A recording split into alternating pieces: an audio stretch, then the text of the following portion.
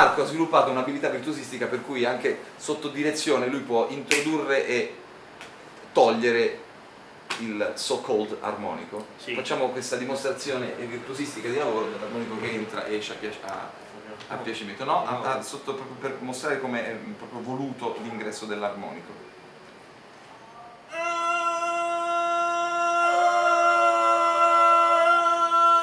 Ecco qua, splendido virtuosismo. Sì, c'è stato bisogno di sperimentare, vedere prima se era possibile e poi in secondo luogo come era possibile. Sì, dopo l'HNP ci sono 3 battute di 60 secondi, una di diminuendo. Una di oscillando tra il minimo e il piano con gli armonici boccali e una in cui stiamo fermi al minimo. Mi capite? Una di diminuendo, una oscillando tra il minimo e il piano e una fermi sul piano. E poi ci sono. E poi il crescendone. Sì, 80 secondi di crescendo. Attenzione, a maggior ragione in registrazione, più dura meglio è quel crescendo. Il crescendo deve essere estremamente lento. Lento. E non correre mai. non correre. Io userei anche questa tecnica con le nocche, il crescendo. Userei anche la tecnica di ogni volta che si sente che il volume si è alzato un po', fermarsi un attimo. E poi quando si sente che la tensione si sta spegnendo, dargli ancora un pochino. Sì, questo esasperarlo fino anche quando sembra di aver raggiunto il massimo, vedere se si può ancora tirare. Sì, io questo istintivamente già lo facevo. Sì.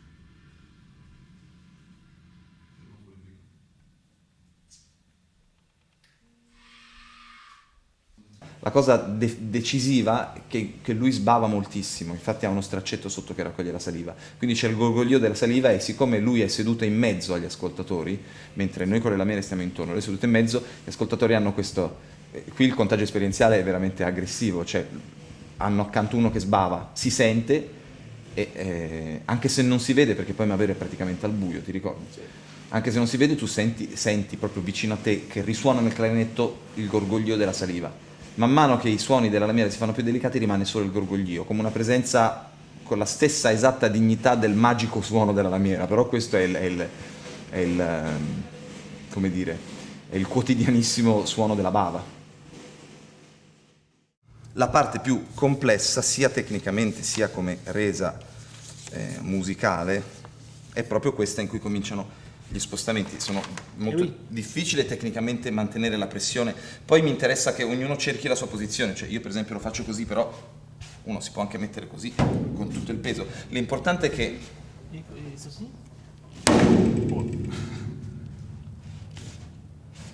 anche, però tu prima parti da questa posizione, quindi parti da questa, quindi non hai la possibilità di impugnarlo poi di così.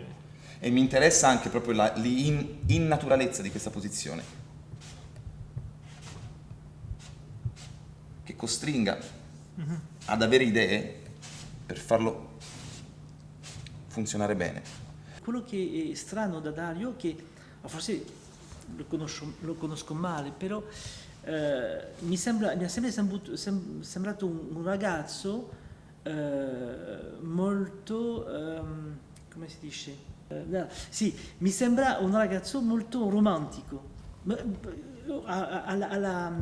al modo di fare, il modo di parlare, il modo di pensare è molto romantico e nella sua musica non è romantico per niente.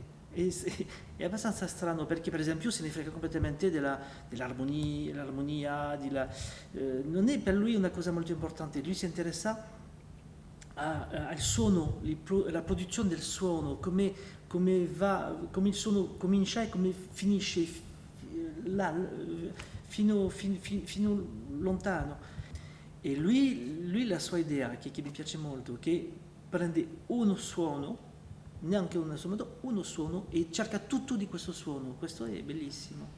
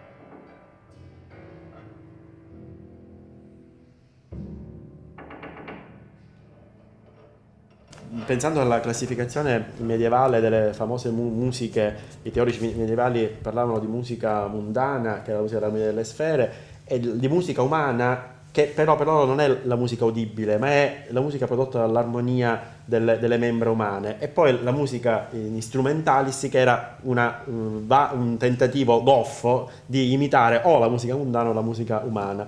Potrei pensare che la tua è una vera musica umana, cioè la capacità di rendere udibile l'armonia e le forze che agiscono all'interno del corpo umano. Appunto. Le forze che agiscono non mi all'interno. interessa, Sì. questa tutta body music non mi interessa particolarmente, cioè mi interessa quanto mi può interessare qualunque altra forma musicale, ma le forze, un pugno chiuso e stretto, per me è già un'esperienza musicale molto più intensa di questo. Non si sente ancora nulla, io che lo faccio lo sento. Se riesco a trasmettere, a irradiare questa forza in modo che diventi suono in qualche modo, allora comincia a sentirsi la forza. Un esempio è questo: se noi ci tappiamo le orecchie con le nocche, spingiamo molto ma coi pugni rilassati, poi se serriamo i pugni sentiamo che il silenzio che abbiamo dentro, quel buio sonoro, cambia di spettro, si fa più grave, si fa più profondo. Com'è l'esperimento? Tappi le cartilagini, sì, le tappi con le nocche, Ah. spingi molto, tieni i pugni chiusi ma rilassati, poi senza aumentare la pressione, senza cambiare nulla, contrai i pugni, Ah. senti che il buio sonoro che hai dentro cambia, perché quel buio non era già neutro. Questo è già un modo per sentire le forze dell'atto fisico.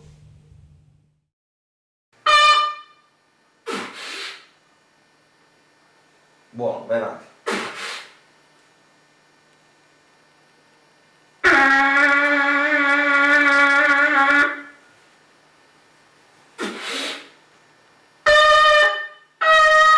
Buono, buono. Che l'intonazione non sia stata giusta da subito ha fatto sentire la qualità della dedizione.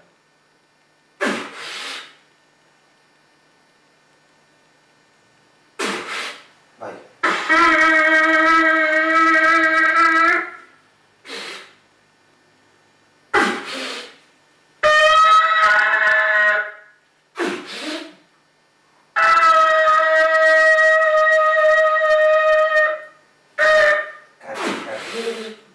Anche due frustate così. Vai.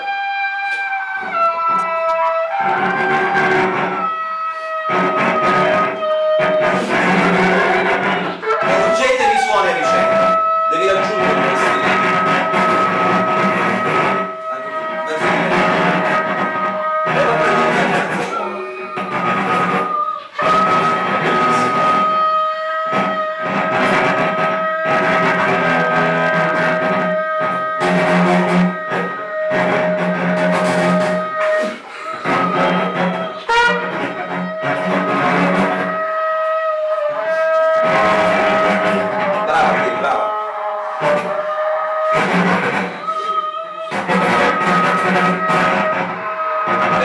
Dammi nota. Ecco. Metti in nota.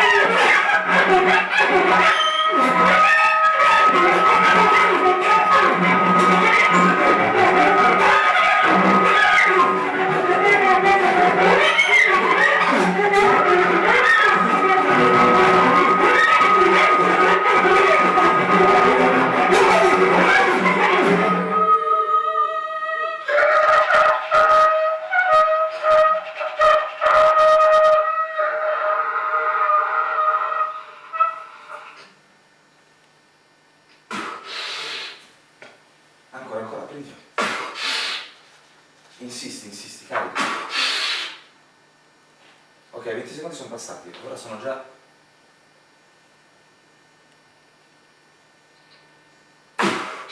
Qui, za, za.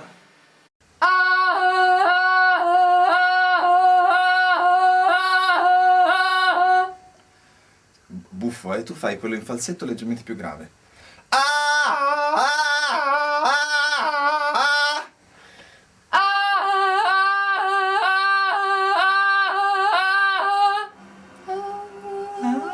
È la stessa nota. Sì, è leggermente più acuto il falsetto. In realtà ovviamente non mi interessa poi che sia perfetto da quel punto di vista, però se è perfetto ci capiamo meglio. Quindi...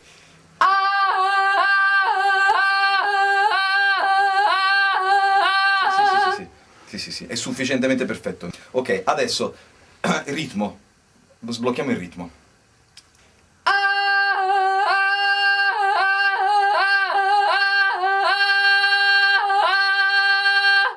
Ok, ancora più irregolare.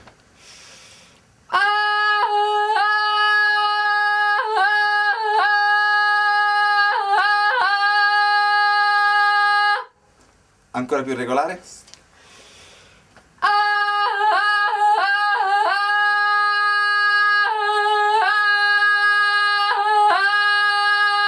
Ecco, ora sta cominciando a parlare.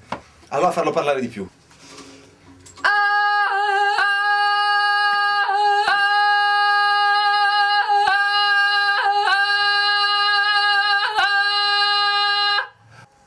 Ok, più acuto.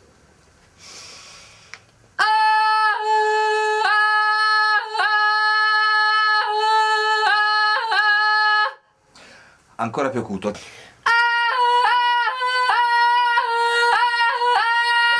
Ok, c'è un paradosso, noi dobbiamo raggiungere un risultato, idealmente non me ne frega niente che sia perfetta l'intonazione, anzi è sbagliato, no? Perché perde tutta la sua forza questa cosa. Allo stesso tempo noi dobbiamo raggiungere l'intonazione perfetta, ma questo obiettivo così apparentemente tecnico lo dobbiamo raggiungere in una situazione così paradossale che per raggiungerlo siamo costretti a un comportamento molto poco tecnico. Per cui cerca di inseguire quella nota, ma usa tutte le risorse, sballati, girati, distorciti finché non ti viene naturale fare una cosa così acuta. Ci sei quasi, però proprio pensalo, non pensalo musicalmente, pensalo che tu devi chiamare uno, c'è uno che sta per essere investito un altro.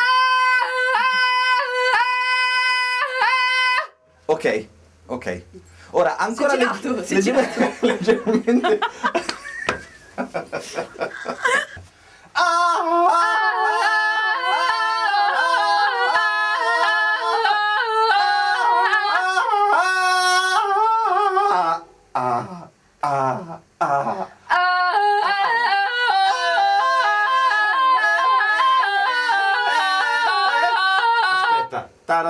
sei sicura che mi stavi ascoltando? No, mi hai perso, ok.